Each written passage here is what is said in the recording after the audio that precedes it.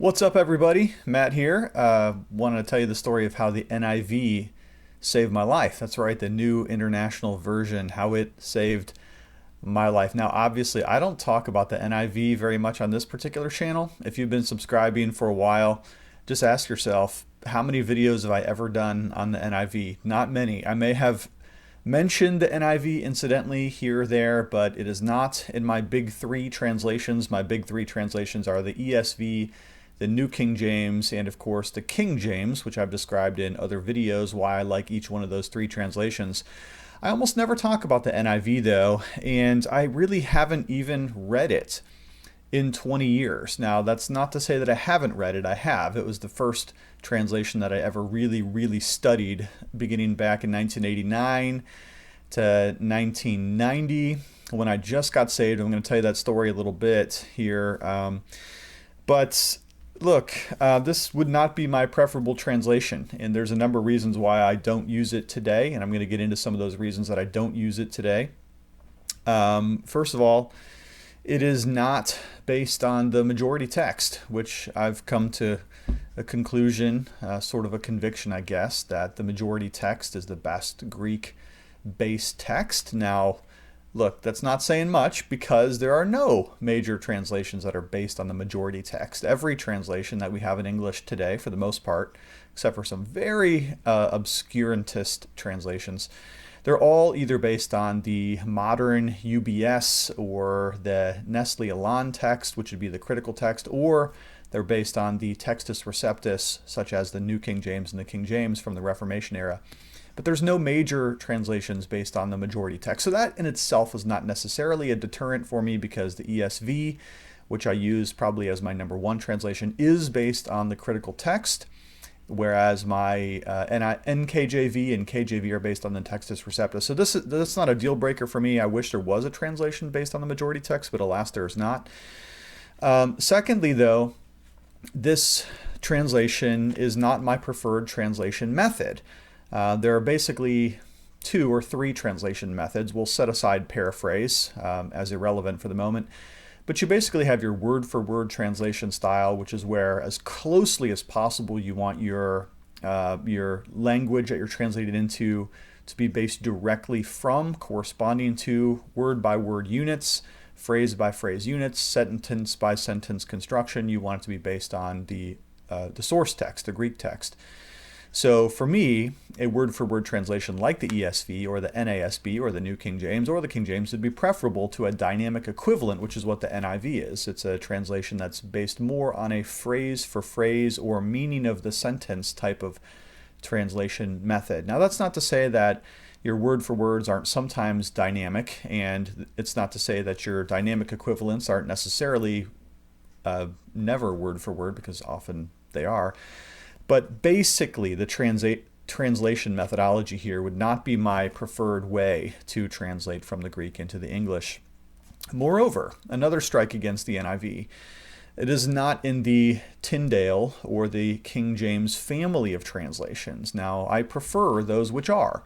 And so the Tyndale, being one of the earliest English translations, set the precedent for a lot of the grammatical constructions of the English. And so the King James and many of its grandchildren translations or children translations like the New King James are still very much in line with the Tyndale tradition.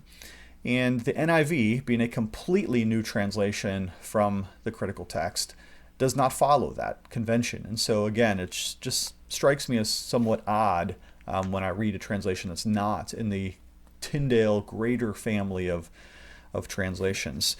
But probably the reason that I don't use the NIV at all anymore, the reason that makes me the most furious, it has to do with its gender-neutral translation theory. Now, this is sort of new, and this one right here, I'm going to tell you the story about this particular Bible here in just a moment. This was not as relevant back in the 1984 edition of the NIV, which is, for me, the NIV's glory days. The 84 was a beautiful, wonderful, very helpful translation, despite everything I just said to the negative. But later on, when the NIV and Zondervan came out with the TNIV, today's New International Version, they made a gender language decision that I think is really, really bad. And I'm going to give you some examples of this here in just a moment. The outrage against the TNIV was such that they buried that name, that branding project, and they simply re-released the NIV. I think it was in 2011, if I'm not mistaken.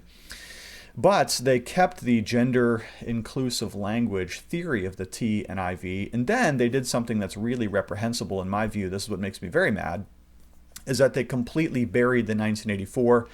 They didn't print it, they didn't sell it, and they even removed it from most of the search sites online, such as BibleGateway.com. Now, a lot of translations, when they come up with an update, they make the previous still available. So the NASB has done a good job with that in its various iterations, so that you can look up what it used to say in a previous iteration of its updating series. Well, the NIV, they buried the 84, and that made a lot of people kind of a little vexed, and including me. Now, let's do a little bit of analysis here, because I want to get into some of the gender inclusive language stuff. So I did some really quick search for keywords related to gender in the NIV, and I compared it to the ESV and the King James by way of just sort of a comparison model. So if you look up the word fathers, the ESV has it 520 times.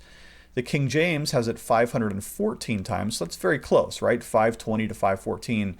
But the NIV only has that word 49 times. That's a massive reduction of the word fathers. And you may say, well, why in the world did they do that? Well, they prefer to translate that word as ancestors, because ancestors is gender inclusive, including men and women. Same thing with the word father, singular, 1,622 times in the ESV, and in the King James, 1,511 times, but in the NIV, only 1,103 times. So again, we see this quite a significant reduction of the word father, in preference to something like parents or ancestor or something like this. And so too, this model works out in the NIV, where every single time a masculine term such as fathers, father, men, man, brother, or son comes up, the NIV is the least in terms of its repetitive usage of that particular term. So let's just look at one more here. Let's consider the word son.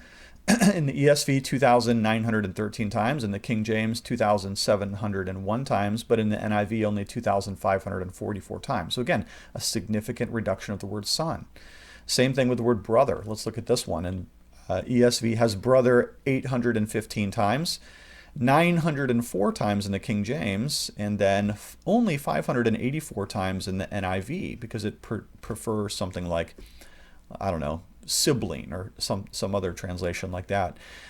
So in each instance, each particular instance, it's probably not majorly problematic to translate fathers as ancestors, because we get the point that ancestors includes both men and women.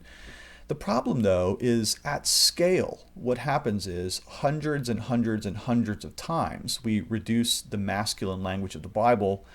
And then interestingly, and I looked this up as well, each occurrence of feminine terms, the NIV seems to lead the league. So it almost goes out of its way to bring feminine language into the translation. So let me give you a couple examples here. So the word woman is used in the ESV 370 times, in the King James 337 times, and in the NIV 382 times. Okay, so it managed to lead the league, statistically speaking, with the recurrence of the word woman. Same thing with women, it leads the league there, and sister, it leads the league there. Sister in the ESV 123 times, in the King James 124 times, almost exactly right there. And then the NIV 276 times. Okay, so it seems as every chance the NIV has to bring female terminology into the text, it does so, very often leading the league, let's say, in that statistical category. But almost inverse correlation here, whenever it has the opportunity to use masculine language, it truncates that down as much as possible in preference to terms that have no gender usage at all. Okay, so look, again, in any given instance, it's probably okay to translate adelphoi, which literally means brothers, to brothers and sisters, because Paul is obviously writing to the women in the church of Corinth, let's say, as well as to the men in the church, because obviously he addresses women in the church of Corinth. So too with Philippians, but at scale, and that's the problem here, at scale, it's a massive reduction of masculine language in the Bible and perhaps an unjustified increase in feminine usage, which just strikes me as all too politically correct, doesn't it? Just all too politically correct. And so that's one thing that just kind of bugs me about the NIV. Not only that, but they buried the 84, so you can't even really find it unless you happen to have an old print copy like this one right here. Now, at the same time, I've said a few things about the NIV, which is why I haven't used it in 20 years. Stopped using it about 2003 in preference to the ESV. But nevertheless, this Bible right here, this hardback NIV by Zondervan, glued, not even sewn, saved my life. And I can tell you that with some great amount of joy because, well, this is the Bible that my pastor gave me when I was confirmed. Now, many of you know my story of conversion. I grew up Lutheran, and then I got saved and eventually found my way over into the Presbyterian tradition. It's a long story. Whoops, holding it upside down. Sorry about that. No inference there whatsoever. Just an accident. But this was the first Bible that my pastor gave me, and so it was always precious to me. And not only that, but in 1989 to 90 is when I really started reading the Bible for the very first time. In fact, about the time that I was confirmed in the Lutheran Church, that's when I had my saving experience of grace at a different church visiting someone else's youth group. And the Bible instantly became precious to me because even as my family stopped going to the Lutheran Church for various reasons, probably including laziness for one, or spiritual lethargy for another, yet my heart was on fire for the Lord after I was saved. And so as an 8th grader, freshman in high school, you don't have a way to get to church. You can't drive, right? No license, anything like that. So this Bible was my tabernacle. This was my temple. This was my meeting place with God. I became in love with Christ at my conversion and instantly began reading through this Bible on a very daily basis. Now I just want to show you this little bookmark right here. You can probably not see this at all, but this is my little bookmark that I had where I started reading the Bible, marking off every book as I went through it, and I read through this Bible every year for multiple years. And so this is where I cut my teeth. This NIV Bible still has a bunch of highlights in here. I can see what I was highlighting at that time. I've got these ridiculous tabs on the pages. Got a bunch of stickers from my youth group of things like that. I got some precious pictures, me and my sister there in the front. In fact, this is the Bible that I used to lead my sister to the Lord not very long after I was converted myself. I would guess that I read through the NIV about 12 times as a young person, just based on my reading patterns. I started reading the Bible basically the day I got saved and never stopped, hardly ever took any days off. And so this Bible has been precious to me. The other thing that's precious to me is this Lutheran hymnal. Again, not going to church for a couple of years there, I would meet with the Lord with these two books, my Bible and my hymnal, and I would sing the hymns and I would pray the prayers. It's the only way that I knew to advance in my faith. I later on started going to a really good church in high school with my friend, but I'm telling you, this was the altar, this was the meeting place where I met with the Lord day after day, week after week, year after year. And sometimes we did family devotions out of this Bible right here, and it was always precious to me. This is the Bible that I took to Malone College when I got my first degree in Bible and theology. And I used it basically until I finally got a study Bible, and then eventually replaced it with the ESV as I came to understand how translation philosophy works. So even though the NIV would not be my preferred translation for a number of reasons, yet this book saved my life. This book was the foundation of my relationship with the Lord for many, many years.